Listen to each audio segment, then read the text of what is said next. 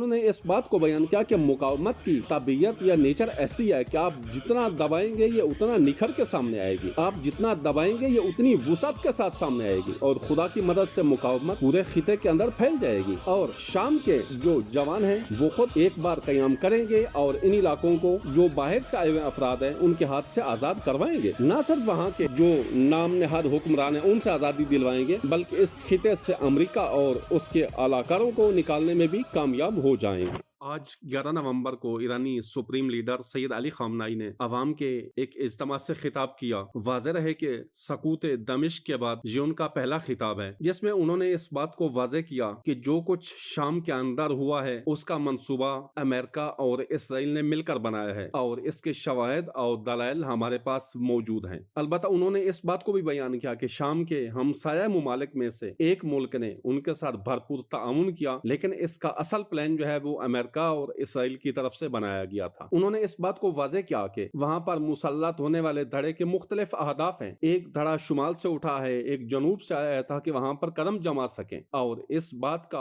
وقت ہی فیصلہ کرے گا کہ وہ اپنے مقصد تک کس حد تک کامیاب ہو سکتے ہیں۔ انہوں نے اس بات کی طرف بھی اشارہ کیا کہ ایک دور میں داعش نے یہاں پر جنم لیا اور داعش ایک بہت بڑا سیکورٹی رسک تھا جس نے وہاں پر بد امنی پھیلائی۔ داعش نے شام کے اندر اور عراق کے اندر بد امنی پھیلائی اور ان کا اصل مقصد ایران تھا، لیکن ایران سے مجاہدین اور فورسز عراق کے اندر گئے اور وہاں سے شام بھی گئیں۔ عراق اور شام کے اندر فورسز کے بھیجے جانے کا جو مقصد تھا دو بڑی باتیں تھیں۔ ایک بڑی وجہ وہاں پر زیارات مقدسہ کی حفاظت تھی، چونکہ جو داعش ہے وہ ان سب کو خراب اور نابود کرنا چاہتی تھی۔ انہوں نے سامرا کے مقام پر جو حرم تھا اسے خراب کیا، اور اہل بیت کے پیروکار اس بات کو تحمل نہیں کر سکتے کہ ان کے ائمہ یا بزرگان دین کی قبروں کو خراب کیا جائے یا ان کو منہدم کیا جائے۔ مجاہدین کے جانے کی دوسری وجہ سیکورٹی رسک تھا، چونکہ ایرانی قیادت نے اس بات کو بھانپ لیا تھا کہ اگر داعش کا راستہ نہ روکا گیا تو یہ ایران کو بد امن کر دیں گے۔ مثال کے طور پر جس میں انہوں نے اس بات کی طرف اشارہ کیا کہ شیراز کے اندر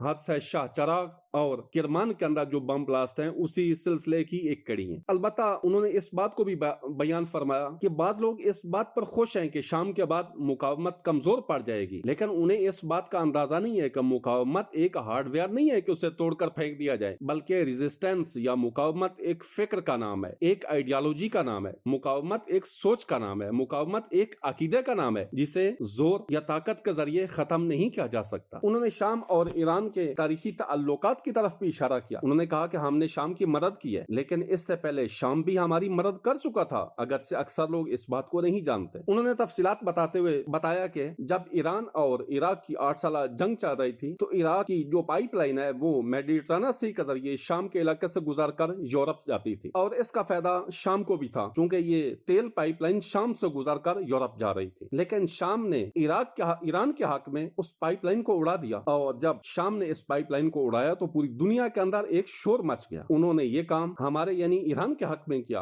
اور ایران نے بھی اسے اس بات کا صلہ دیا۔ انہوں نے اصل جو وہاں پر بشار کی ناکامی کی وجہ کی طرف اشارہ کرتے ہوئے بیان کیا کہ جنگ کرنا اس ملک کی فوج کی ذمہ داری تھی کہ خود شامی فوج مقاومت کرے، خود شامی فوج لڑے، لیکن شامی فوج کے اندر وہ انگیزہ نہیں تھا، اس نے کمزوری دکھائی ہے اور دشمن کے ان کی کمزوری کا فائدہ اٹھایا ہے۔ اگرچہ ہمارے سیکورٹی اداروں نے چند ماہ پہلے انہیں اس بات کی اطلاع دی تھی کہ تمہارے ساتھ یہ ہونے والا ہے، لیکن انہوں نے سنجیدہ نہیں لیا اور وہاں کی جو فوج ہے اس نے کمزوری دکھائی ہے جس وجہ سے انہیں پسپائی اور ہزیمت اٹھانا پڑی ہے۔ انہوں نے اس بات کو بیان کیا کہ مقاومت کی طبیعت یا نیچر ایسی ہے کہ آپ جتنا دبائیں گے یہ اتنا نکھر کے سامنے آئے گی، آپ جتنا دبائیں گے یہ اتنی وسعت کے ساتھ سامنے آئے گی، اور خدا کی مدد سے مقاومت پورے خطے کے اندر پھیل جائے گی، اور شام کے جو جوان ہیں وہ خود ایک بار قیام کریں گے اور ان علاقوں کو جو باہر سے آئے ہوئے افراد ہیں ان کے ہاتھ سے آزاد کروائیں گے۔ نہ صرف وہاں کے جو نام نہاد حکمران ہیں ان سے آزادی دلوائیں گے بلکہ اس خطے سے امریکہ اور اس کے اعلی کاروں کو نکالنے میں بھی کامیاب ہو جائیں گے۔